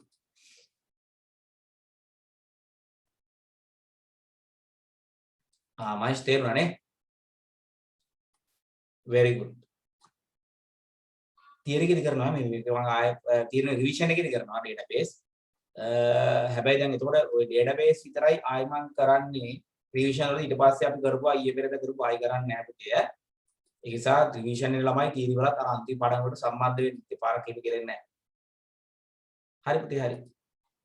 එහෙනම් අපි බලමු හරිනේ ලියා ගන්න පුතේ ඉක්මනට department වගේ depth number නීති මම කරලා ඇති. අර වීඩියෝස් බලන්න ඔයාලා Telegram එකේ ඇති මගේ පරණ වීඩියෝස්. ඉතින් පුණානේ ගැටලුවක් කරගන්න බෑ. දැන් අය ඕව පරණේ ඔව්සන්නත් එපා. දැන් අගෝස්තු පටන් ගන්නනේ. ඒතකොට ඒකින් අල්ලගමු. මුලින් ඉඳලා කරනවා ගැටලුවක් නැහැ. හරි නේද එහෙනම් පුතේ අයින් කරන්නද? ඊට පස්සේ මෙතන දැන් මේ ER වලදී පාවිච්චි කරන සංකේත මේක මොකටද පාවිච්චි කරන්නේ අපි? දැන් එහෙම කියලා අයින් කරලා යන්න එපා. දැන් අහන් ඉන්නේ. මේ කවුද පුතේ? ටේබල් එකක් නේ. වගුව. මේ නැත්නම් වගුවක් සිංහල ලියමුනේ අපි සිංහල විදියෙන්. මේ වගුව. මෙයා උපලක්ෂණය. කොලම් එක. මෙයා සම්බන්ධතාවය. මෙයා මොකද්ද? අපි ඒකට කියන්නේ මේකදී අර සම්බන්ධ රේඛාව. මේක අපි දාමු ආංශික සහභාගීත්වය කියලා ලියන්න පුළුවන්. නැත්නම් මේ ගැලීම් රේඛාව. ගැලීම් රේඛා කිව්වත් කම නැත්නම් ආංශික සහභාගීත්වය. අර්ධ සහභාගීත්වනේ. ආංශික හරි අර්ධ හරිය. ආංශික සහභාගීත්වයට අර්ධ සහභාගීත්වය අපි කියලා කියන්නේ. මෙයා කවුද පුතේ? මේ රවුන්ඩ් දෙකක් තියෙන කවුද? දුරකථන අංකය මොකක්ද ඒක කියන්නේ අපි? බහු අගයනේ. බහු අගය උපලක්ෂණය. මේක නැත්තම් ගැලීම් රේඛාවකවත් ප්‍රශ්නයක් නැහැ. මෙතන කවුද? මෙයා ව්‍යුත්පන්න උපලක්ෂණය. මෙයා කවුද? ඉරි දෙකක් ගන්න පූර්ණ සහභාගීත්වයනේ. පූර්ණ සහභාගීත්වය. පූර්ණ සහභාගීත්වය. මෙයා දුර්වල භූතාර්ථය නැත්නම් මේ වගුවල භූතාර්ථයක් කියන අපි භූතාර්ථය කියලාත් කියනවා. දුර්වල වගුවක් කිව්වත් කම නැත්නම් දුර්වල භූතාර්ථය කිව්වත් කමක් නැහැ. මෙයා දුර්වල සම්බන්ධතාවය. මෙයා කවුද පුතේ? මෙයා රොබෝ කෙනෙක් වගේනේ කවුද? සංයුක්ත උපලක්ෂණ. මෙයා කවුද? යතුරු. නැත්නම් ප්‍රාථමික යතුරු. මේ ටික හරි අය අත උස්සන්න. තේරුණා නේද පුතේ? මේ සංකේතන පුතේ හරියට දැනගන්න ඕනේ. ව්‍යුත්පන්න උපලක්ෂණ කියන්නේ මොනවද? දැන් මම අද මේකට ලොකුවට try කරන්නේ නැහැ. ඔයාලට දැන් අගෝස්තු මාසේ යන්තම් කියලා දෙන්නම්. නැත්තම් මේක එකින් එක කියලා දෙන්න පුළුවන් අද. එහෙම කරන්නේ නැහැ මම ලබන මාස කියන්නේ මේ අගෝස්තු මාසේ database ඔයාලට රිවිෂන් එකේදී මම කරන නිසා. හරි නේද?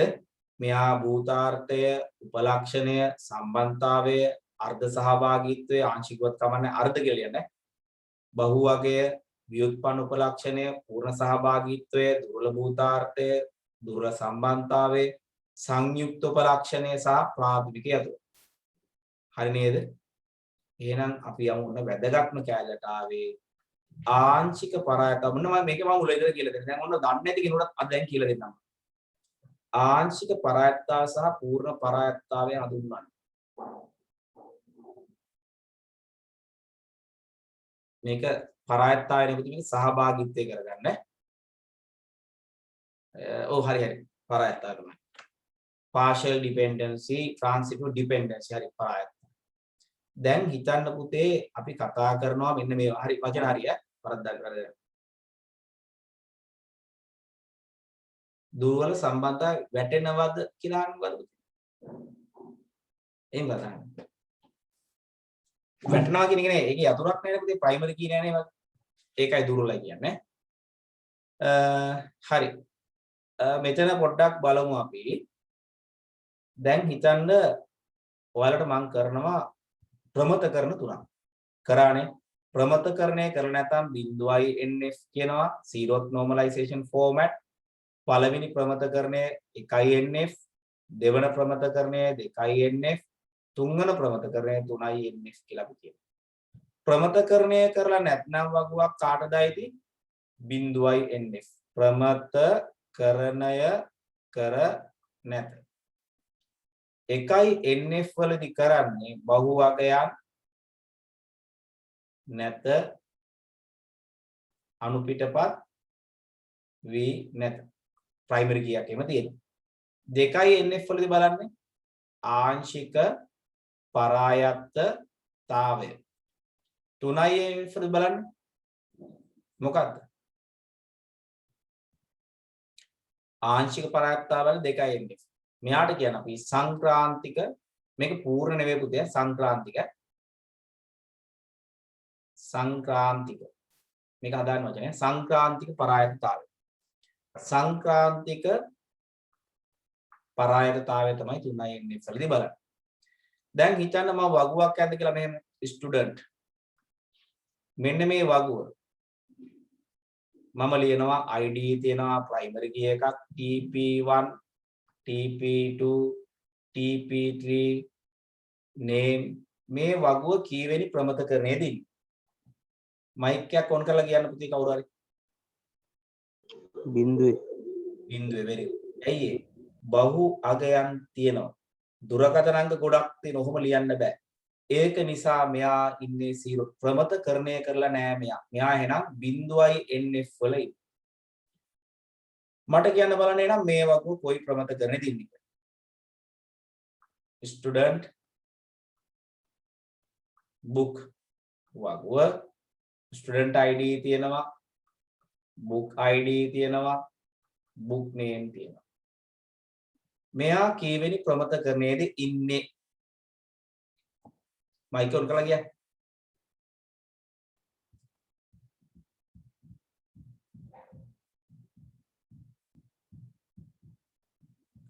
කියන්නේ කවුරු හරි? පළවෙනි ප්‍රමතකරණේ very good පුතේ. පළවෙනි ප්‍රමතකරණය මෙයයි. ඒකට හේතුව තමයි දෙකට අයිති නෑ ආංශික තියෙන නිසා. කවුද? book id මත book name පරායත්ත වන නිසා මෙතන ආංශික නිසා දෙකට අයිති නෑ. හැබැයි බහුවගයක් නෑ. අණු පිටපත් වෙලා නැහැ. ඒ නිසා මෙයා 1යි nf ට i. ඇයි ආංශික හටගත්තේ?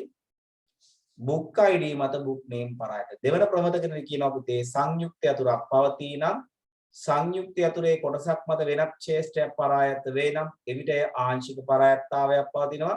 ආංශික පරායත්තාවක් පවතී නම් එය 2යි nf ට අයිති නැහැ. හැබැයි දෙකට අයිති නැතිකොට එකට අයිති. උදාහරණයක් එක වසර පාස් පොර දෙක වසර පාස් නෑ. නමුත් දෙක වසර පාස් නැති වුණාට එක වසර පාස්. තේරුණා නේද? එහෙනම් මේ වගු හිතන්න ටීචර් වගු. මෙතන ඉන්නවා ටීචර්ගේ ID එක තියෙනවා, NIC තියෙනවා. ඊට පස්සේ අපි ගමු TP තියෙනවා, address තියෙනවා. ඊට පස්සේ අපි ගමු තව book වගේ එකක්. book name. මේ වගුව කීවෙනි ප්‍රමතකරණයේද ඉන්නේ? අයිකෝන් ගාලා කියමු දෙකක් ගාලා කියමු. වෙලා ඉදිරියද උඩ. දෙවන ප්‍රමතකරණය. very good. මෙයා ඉන්නේ 2යි එන්නේ. ඇයි 3ට අයිති නැත්තේ මෙයා? සංක්‍රාන්ති නිසා. ඇයි හේතුව?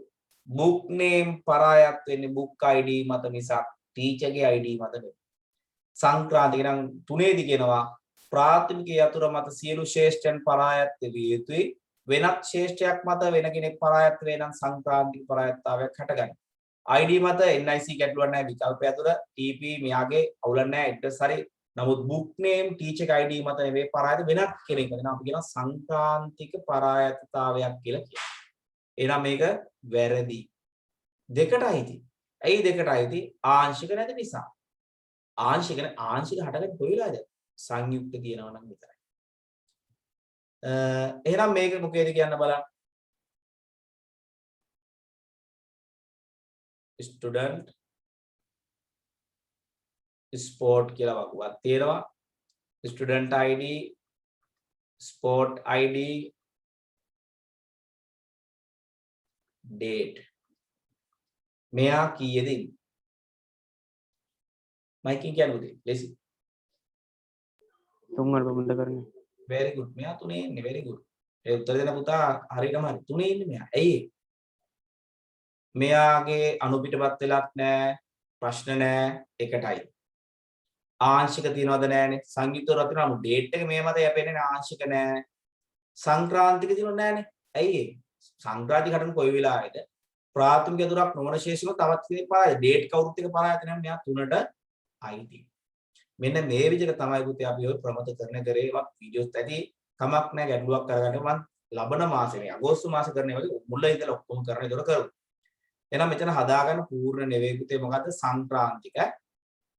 සංක්‍රාන්තික පරායත්තාවය. බලමු ආංශික පරායත්තාවය සහ සංක්‍රාන්තික පරායත්තාවය හඳුන්වන්න. මොකද්ද ආංශික කියන්නේ? එන ලියලා නැත්තම් ආංශික පරායත්තාව කියන්නේ මෙහිමයි. වගුවක ලියාගන්න. වගුවක සංයුක්ත යතුරක් පවතින විට වගුවක සංයුක්ත යතුරක් පවතින විට සංයුක්ත යතුරේ කොටසක් මත වගුවක සංයුක්ත යතුරක් පවතින විට සංයුක්ත යතුරේ කොටසක් මත වෙනත් ශේෂ්ත්‍රයක් පරායත්ත වේ නම් නැත්නම් වෙනත් උපලක්ෂණයක් වුවත් කමක් නැහැ. වෙනත් ශේෂ්ත්‍රයක් පරායත්ත වේ නම් එය ආංශික පරායත්තතාවයකි. සංයුක්ත යතුරක් පවතින විට සංයුක්ත යතුරේ කොටසක් මත වෙනත් ශේෂ්ත්‍රයක් පරායත්ත වේ නම් එය ආංශික පරායත්තතාවයකි. හරි නේද පුතේ? වගුවක සංයුක්ත යතුරක් පවතින විට සංයුක්ත යතුරේ කොටසක් මත වෙනත් ශේෂ්ත්‍රයක් පරායත්ත වේ නම් එය ආංශික පරායත්තතාවයකි.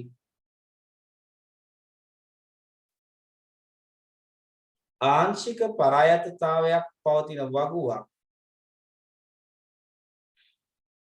ආංශික පරායතතාවයේ පවතින වගුවක් 2nf ට අදාළ නොවේ. නැත්නම් 2nf ට වළංගු නොවේ. ආංශික පරායතතාවය තියෙනවා නම් එයා 2nf ට අදාළ නැහැ. 2nf ට අදාළ නොවේ. නැත්නම් වළංගු නොවේ. හැබැයි දෙකට අයිති නැතුණාට එකට අයිති වෙන්න පුළුවන්. අයිති වෙනවම කියන්නේ පුළුවන්. ඒතකොට එකට අයිති දේවල් බලන්න ඕනේ. හරි වෙනම ඡේදයක් ලියන්න සංක්‍රාන්තික කියන්නේ ලියා ගන්න මෙහෙම.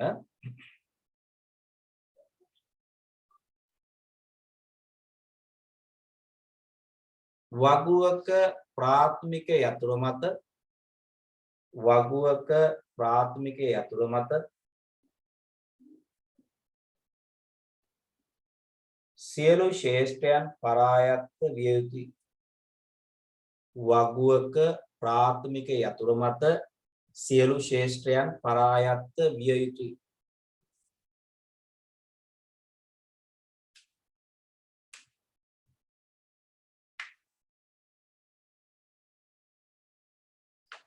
වගුව තුල පවතින ශේෂ්ඨයක්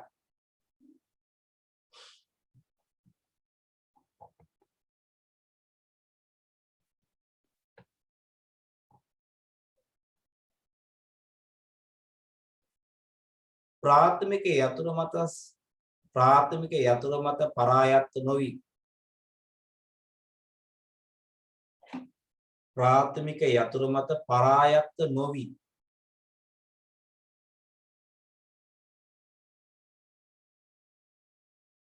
වෙනත් වගුවක යතුරක් මත පරායත්ත වේනම් වෙනත් වගුවක යතුරක් මත පරායත්ත වේනම්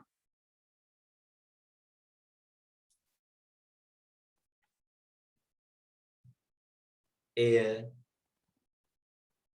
සංක්‍රාන්තික පරායත්තතාවයකි.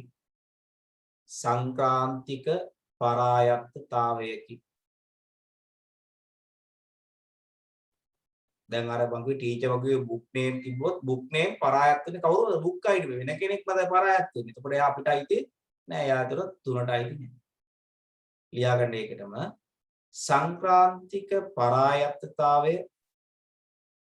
සංක්‍රාන්තික පරායත්තතාවය පවතින වගුවක් සංක්‍රාන්තික පරායත්තතාවය පවතින වගුවක් 3nf ට අදාළ නොවේ. 3nf ට අදාළ නොවේ. සමහරට යා දෙකට එකට අයිති ඇති ඈ. හරියටම කියන්න බෑ ඉතින්. වෙන්න පුළුවන්. 3nf ට අදාළ නොවේ.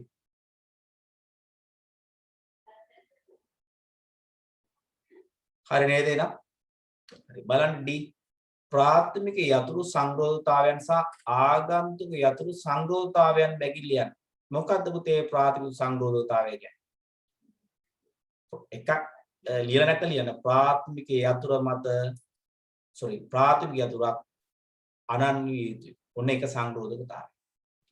ප්‍රාථමික යතුරක් අනන්‍ය විය යුතුයි. තව primary key constraint එකක් තමයි ප්‍රාථමික යතුරක් අණු පිටපත් විය නොහැක. ඒක ඩුප්ලිකේට් වෙන්න පුළුවන්ද? එක සංරෝධතාවය ප්‍රාථමික යතුරක් අනන්‍ය යුතුයි. ප්‍රාථමික යතුරක් අණු පිටපත් විය නොහැකි.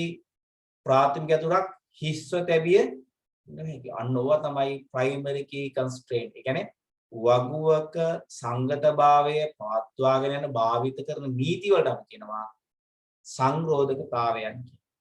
ඒතර primary key constraints කියන්නේ ප්‍රාථමික යතුරක් හිස් වෙන්න බෑ. ප්‍රාථමික යතුරක් අණු පිටපත් වෙන්න බෑ. ප්‍රාථමික යතුරක් අනන්‍ය විය යුතුයි.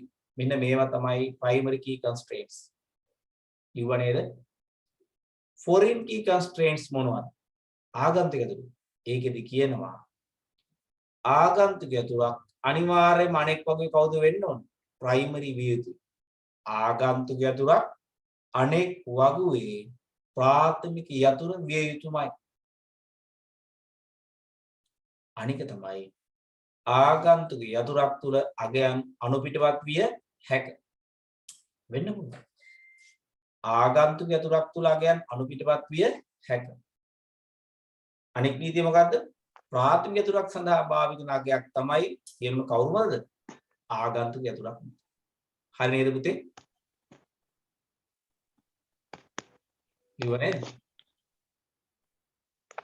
ඊට පස්සේ අහනවා වගුවක වසම තත්වයේ ගණනීයතාවය.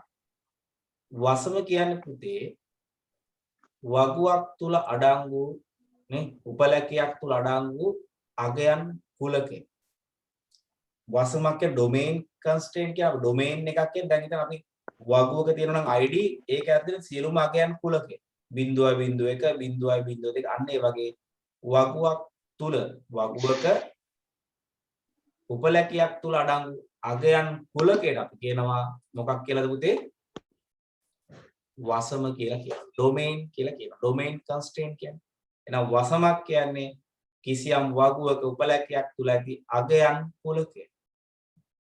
දත්ත ප්‍රරූපයේ වසමට උදාහරණයක්. තත්වය කියන්නේ පුතේ වගුවක තියෙන ශ්‍රේෂ්ඨ සංඛ්‍යාව. වගුවක ශ්‍රේෂ්ඨකයේ සිරස් තීරු කීයද? නේ? මෙන්න මේ වගේ සිරස් තීරු කීයක් තියෙනවා මෙන්න මේවා. කීයද මේකේ? ශ්‍රේෂ්ඨ 3යි. එහෙනම් තත්වය 3යි. ඊට පස්සේ ගණනීයතාවය කියන වගුවක ඇති රෙකෝඩ සංඛ්‍යාව. දත්ත ඇතුළත රෙකෝඩ සංඛ්‍යාව වෙන්නේ. මෙහෙම දත්ත තියෙනවා මේ විදිහට රෙකෝඩ් එකේ 2යි 2යි 3යි 4 උදාහරණයක්. එහෙනම් වගුවක ඇති රෙකෝඩ සංඛ්‍යාවට අපි කියනවා ගණනීයතාවය කියලා. තේරුණාද? වගුවක තියෙන උපලකයක් තුල ඇති සියලු අගයන් කුලකයේ ඒ වර්ගයේ දත්ත වර්ගයට අපි කියනවා වසමක් කියලා. තත්ත්වය කියන ශ්‍රේෂ්ඨ සංඛ්‍යාව. ගණනීයතාව කියන රෙකෝඩ සංඛ්‍යාව. ඊළඟට කියනවා ප්‍රාථමික යතුරු මෙන්න මේවා අහනවා. මොකද්ද පුතේ ප්‍රාථමික යතුරක් කියන්නේ? වගුවක රෙකෝඩයක් අනන්‍යව හඳුනා ගැනීමට භාවිත කරන යතුරු. එහෙම නේද? වගුවක රෙකෝඩයක් අනන්‍යව හඳුනා ගැනීමට භාවිත කරන යතුර ප්‍රාථමික යතුර ලෙස හැඳින්වේ. වගුවක රෙකෝඩයක් අනන්‍යව හඳුනා ගැනීමට භාවිත කරන යතුර ප්‍රාථමික යතුර වේ. ප්‍රාථමික යතුරක් හිස් වෙන්න පුළුවන්ද? බැහැ. අනුපිටපත් වෙන්න පුළුවන්ද? බැහැ. එහෙනම් මොකද ආගන්තුක යතුරක් කියන්නේ? වගු දෙකක් අතර සම්බන්ධතාවයක් ගොඩනැගීමට භාවිත කරන යතුර ආගන්තුක යතුර වේ. මොකද්ද? වගු දෙකක් අතර සම්බන්ධතාවයක් ගොඩනැගීමට භාවිත කරන යතුර ආගන්තුක යතුර වේ. එය සම්බන්ධතාවයේ ගොඩනගන අනෙක් වගුවේ කවුද වෙන්න ඕන? ප්‍රාථමික යතුර විය යුතුමයි. උනායිත් මං කියන්නම් වගු දෙකක් අතර සම්බන්ධතාවයක් ගොඩනගන යතුර ආගන්තුක යතුර වේ. එය සම්බන්ධතාවයේ ගොඩනගන අනෙක් වගුවේ ප්‍රාථමික යතුර විය යුතුමයි. ඒක තමයි නීති. අනිවාර්යයෙන්ම ආගන්තුක යතුරක් අනෙක් වගේ කවුද වෙන්නේ? ප්‍රයිමරි කී එක. හරි නේද? පස්සේ කැන්ඩිඩේට් කීස් අපේක්ෂිත යතුරු. දැන් ඉතින් ඡන්ද අපේක්ෂක වෙන කවුද අපේක්ෂක? ඡන්දේ සඳහා සුසුකම් ලැබුවා. එහෙනම් ඒ වගේ තමයි අපේක්ෂිත යතුරු කියන්නේ පුතේ ප්‍රාථමික යතුරක් සඳහා භාවිත කළ හැකි අග යතුරු සියල්ලටම අපි කියනවා අපේක්ෂිත යතුරු කියලා. මොකද ප්‍රාථමික යතුරක් වශයෙන් භාවිත කළ හැකි සියලු උපලකි නැත්නම් සියලු යතුරු අපි කියනවා අපේක්ෂිත යතුරු කියලා. ප්‍රාථමික යතුරක් සඳහා භාවිත කළ හැකි සියලු උපලකි අපේක්ෂිත යතුරු ලෙස හඳුන්වනවා. ඒ ඕන කෙනෙක් සුදුසුයි කියන එක. විකල්ප යතුරක් කියන්නේ අපේක්ෂිත යතුරු අතරින් ප්‍රාථමික යතුරක් තෝරගත්තාම ඉතිරි වන යතුරු වලට අපි කියනවා විකල්ප යතුරු කියලා. Alternative keys. ඊළඟට ලියන්නකෝ ඈ. අපේක්ෂිත යතුරු අතරින් ප්‍රාථමික යතුරක් තෝරාගත් පසු ඉතිරි යතුරු විකල්ප යතුරු ලෙස හැඳින්වයි.